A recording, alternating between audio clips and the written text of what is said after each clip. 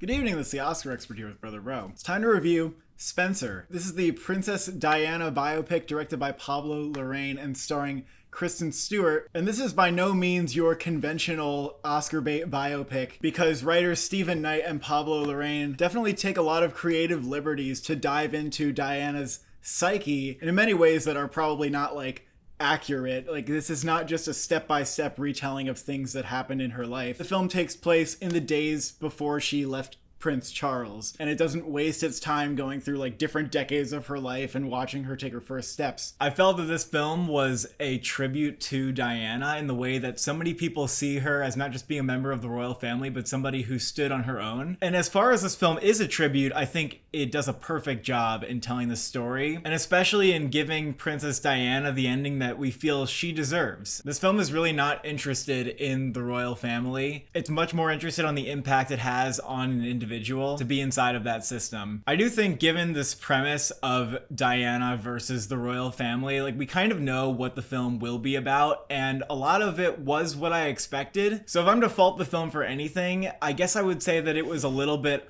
obvious where it was going to end up, and it felt a little bit repetitive in how it stated this theme in each and every scene. Overall, I was very moved by this biopic, and I thought on every level of craft and acting it was excellent, and I love the ending and the tale that we got. Yeah, I do agree that a lot of the scenes felt like they were saying the same thing in different ways. But what I also like is that they give you a lot of different symbols to think about that sort of provide slightly different shades of context to how Diana might have been feeling in the days that we're watching her. But I did love how intimate this biopic was. You're really put in the shoes of Kristen Stewart's character here, and you're meant to feel the same anxieties and pressures that she feels. All the different pressures and expectations that the royal family has on Diana, including what she's going to eat, what she's going to wear, where she's going to be at this certain time of day. These things are leaving Diana feeling like a spectator in her own life. The movie really sets out to explore the depth of the anguish that comes from that, and Diana's extraordinary circumstance also of being royalty. There are just eyes on her at all times, even in the privacy of her own home. The idea that every feeling she has kind of leaks out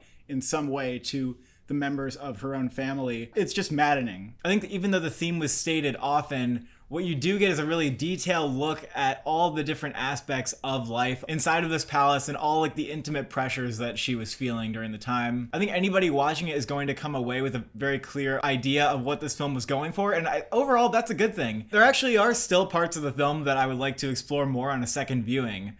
I think there are a lot of subtleties in here. The most effective part of the film for me was maybe only a third of the way through, with her and her children, that I thought was just so moving and magnificent. And I like that they kept this at the core of the film. Unlike Jackie, which was this devastating and tragic, very existentially heavy drama, this film does have this contrast of a lighter, happier Diana. And those were the best parts of the film for me, and I like that they showed that side. Yeah, that scene with her and her kids I thought was the most moving scene in the film, and it also brought out an entirely different dimension of Kristen Stewart's performance. And Kristen Stewart's performance, I thought she was just absolutely perfect, and she had immersed herself in this role unlike anything I've seen before from her. The way that she carried herself and moved and spoke, you could just feel everything weighing down on her with everything that she did. I thought she did a perfect job of conveying Diana's reservation and this feeling that she's just crawling in her skin and wants to escape. Definitely one of the best performances I've seen this year, and I would not have picked anybody else for this performance after seeing it. Although I have heard people saying that they don't feel like they totally lose sight of Kristen Stewart in this role, and it's probably because some of her trademark personality quirks are being very reserved and sort of tight, and she brings that into the role. I think it fits extremely well. Yeah, there are aspects of Kristen Stewart that feel like they're coming through here. She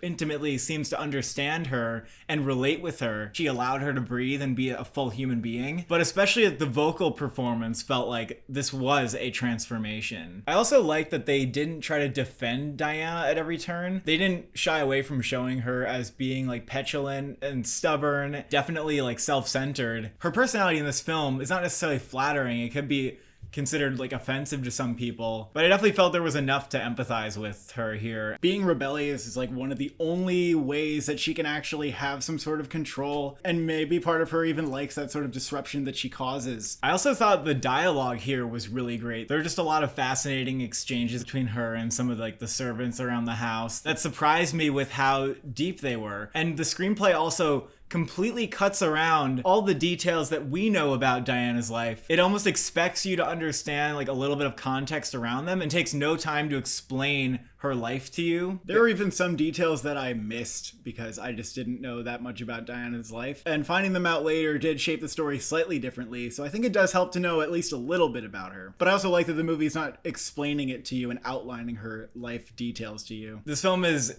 100% a character study, and it pays no real dividends to appeasing the royal family, and it is nothing like The Crown. It doesn't seem to feel obligated to telling the story that people are familiar with, so if that's what you're going in for, like you have to realign your expectations. But if you're fascinated by Diana and just her presence and who she was beneath the surface, this film is for you. I thought Sally Hawkins and Timothy Spall were great in their respective supporting roles, but I would say, like, for the most part, this is a Kristen Stewart show. Also, the look of this film, the cinematography from Claire Mathon, was absolutely beautiful. I have not seen a period film that looks and feels just like this. Even Jackie, this one had much warmer tones. You can tell that this was shot on film from the way that the practical lights look inside of the house, like their hazy, glowing quality. Even the exteriors looked kind of hazy and foggy. I thought that was kind of a genius look for the film. I haven't really seen a movie that looks like this. I don't know how Claire Mathon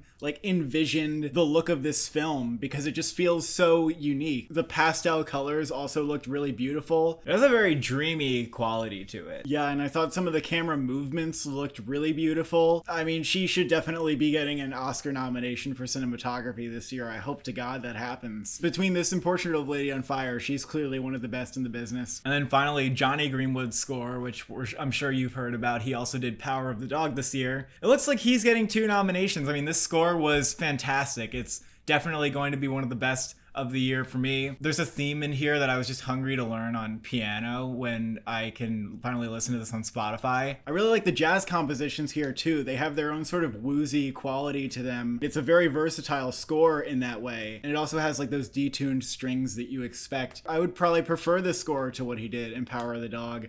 And it's probably one of my favorite scores that he's ever done. Let's talk Oscar nominations now. We've kind of mentioned a bunch of them. Kristen Stewart will definitely get a nomination for Best Actress. For sure. The question is, having seen The Eyes of Tammy Faye, could this one beat The Eyes of Tammy Faye, what Jessica Chastain does in that performance where the entire film is an Oscar clip? I'm actually still not convinced that Kristen Stewart will beat Chastain. I mean, I think that Kristen Stewart's going to be in the winning conversation. It could be a close one between them, or maybe we'll be surprised and one of them will just kind of take it all the way pretty easily. I'm not really sure what's going to happen. I'm just excited that she's this good, and if she won the Oscar, I think it would probably be deserved. Oh, it would definitely be deserved, but there can be multiple Oscar-worthy performances in one year. And there are. For Chastain, she has more of the career narrative. She's been nominated before. I think we can talk more about Chastain in our upcoming predictions because I don't want to make this review too much about her. But Kristen Stewart, I was not disappointed at all. I was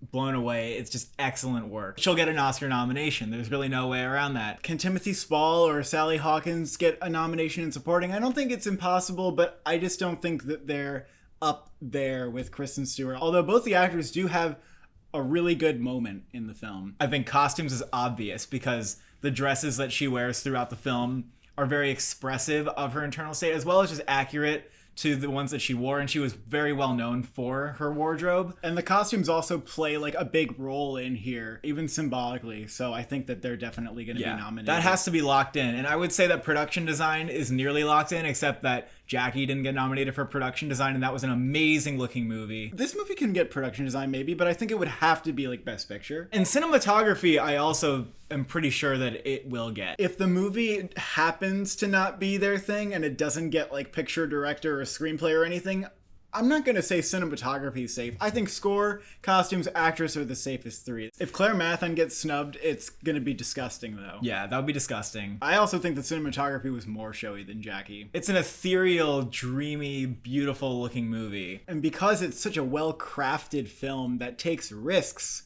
it could get director for Pablo Larraín, who has not been nominated yet, and I feel like probably has a lot of respect built up at this point among his peers. I left the film thinking, this could get picture and director. The core of the film and where its heart is very clear, and the ending really made me like choked up. And I could see that being the case for a lot of people. Like, I think it is a moving film. I did leave Jackie thinking like, oh, that's so fucking artsy and depressing. Like, I don't know if the Academy would go for something like that. Though it is a very daring and sort of bizarre film that I could see isolating some people. I don't think it's like this totally inaccessible thing. I think what helps it is that it is very clear what it's going for. So that's where I can see it succeeding where Jackie didn't. It also is around a subject of great interest for many people. A lot of people feel personally connected to Diana, and I think it does an amazing job in paying tribute to her as an individual. I think there's a world where it gets director and not picture. Right now, I'd probably have it in for picture. I'm gonna keep this in for picture and director until proven otherwise. Just based on how well it's made and acted, it's definitely got everybody's attention. I thought this was really good. I did expect maybe to be totally blown away by it, and I don't know if I was totally blown away by it because of how some of the scenes did feel like they were kind of just saying the same thing in slightly different ways. I'm like close to a 9 on this, but I don't know if I'm quite there. Maybe on another viewing I can get a little higher, but for now, this is like a very good 8. I really did love this film. The only thing missing for me was I wanted it maybe to pick like a little bit different of a direction that I didn't see coming, but I would love to revisit it, and I felt like this is a very rich portrait, and I easily would give this a 9 out of 10. Thank you for watching. Thank you for subscribing. Who's your favorite character from the royal family?